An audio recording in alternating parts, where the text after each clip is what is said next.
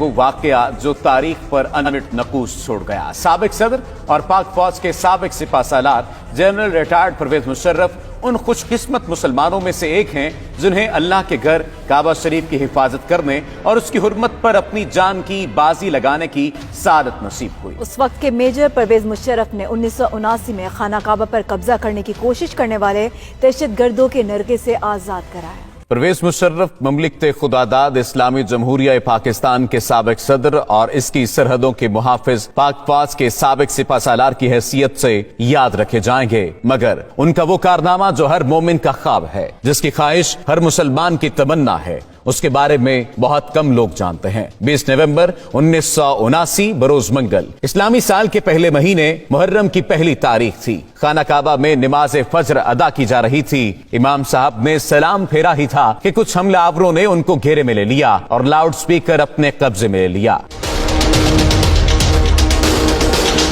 اس وقت حرم شریف میں ہزاروں نمازی موجود تھے۔ حرم شریف کے ان حملہ آوروں کا سرغنہ 27 سالہ محمد بن عبداللہ القحطانی تھا، جس نے 4 سال تک مکہ یونیورسٹی میں اسلامی قانون کی تعلیم حاصل کر رکھی تھی۔ اس نے لاؤڈ سپیکر پر اعلان کیا کہ وہ اس صدی کا امام مہدی ہے، میرے ہاتھ پر سب لوگ بیعت کریں۔ He told a certain person to stand up and called him to the microphone and he said, "O Muslims, this is your Mahdi.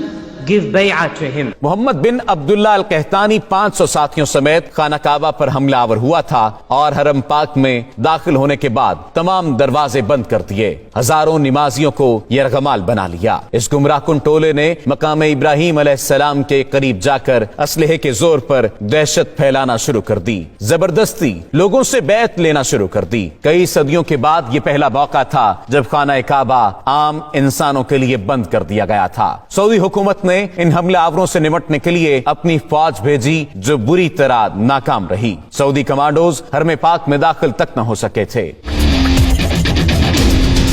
یہ خبر جنگل میں آگ کی طرح پوری دنیا میں پھیل گئی کہ خانہ کعبہ پر دہشت گردوں نے قبضہ کر لیا ہے۔ یہ سن کر مسلم امہ میں غم و غصے کی لہر دوڑ گئی۔ اس وقت خانہ کعبہ کو نقصان پہنچائے بغیر دہشت گردوں کا خاتمہ ممکن نہیں تھا، کیونکہ سعودی فوج ایسی مہارت نہیں رکھتی تھی۔ اس وقت سعودی حکومت کا فرانسیسی حکومت کے ساتھ دفاعی معاہدہ بھی تھا، لیکن فرانسیسی کمانڈوز غیر مسلم ہونے کی وجہ سے خانہ کعبہ میں داخل نہیں ہو سکتے تھے۔ تب سعودی فرمانروا شاہ خالد نے خانہ کعبہ کے دفاع کے لیے پاکستانی حکومت سے رابطہ کیا اور کہا کہ پاک فوج بیت اللہ کا دفاع کرے۔ اس وقت جنرل ضیاء کی حکومت تھی اور پاک فوج تو پہلے ہی بیت اللہ کے تحفظ کے لیے تیار بیٹھی تھی۔ SSG کے کمانڈوز پر مشتمل ایک خصوصی دستہ ترتیب دیا گیا اور اسے حرم پاک کی پاسبانی کے لیے سعودی عرب روانہ کیا گیا۔ SSG کے ان کمانڈوز کی قیادت ایک میجر کو سونپی گئی، اس کا نام میجر پرویز مشرف تھا۔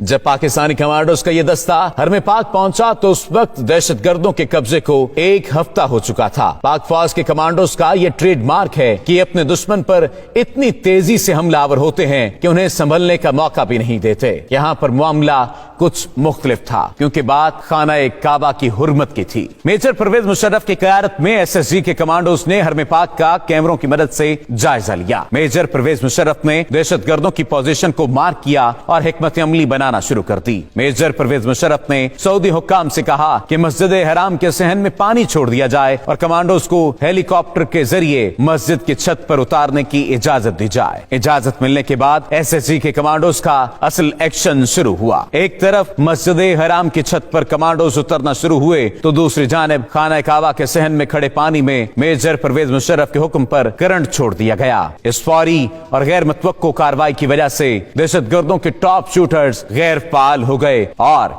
SSG کے کمانڈوز کے سنائپرز نے فضا سے ہی دہشت گردوں کو نشانہ بنانا شروع کر دیا۔ جو ہی SSG کمانڈوز کی پوزیشن مضبوط ہوئی، صحن میں چھوڑی گئی بجلی بند کر دی گئی اور کمانڈوز بجلی کی تیزی کی طرح دہشت گردوں پر جھپٹے، انہیں قابو کر لیا۔ زندہ بچ جانے والے حملہ آوروں کو گرفتار کر لیا گیا۔ دہشت گردوں کا سرغنہ محمد بن عبداللہ القحطانی اسی آپریشن کے دوران پاک فوج کے کمانڈوز کی گولیوں کا نشانہ بن گیا تھا۔ میجر پرویز مشرف کی ذہانت اور SSG کمانڈوز کی دلیری کی وجہ سے کم نقصان ہوا اور دہشت گردوں کے مذموم عزائم کو خاک میں ملا دیا گیا۔ یہ وہی میجر پرویز مشرف تھا جو بعد میں پاک فوج کا سپہ سالار بنا اور پاکستان کے صدر کا عہدہ بھی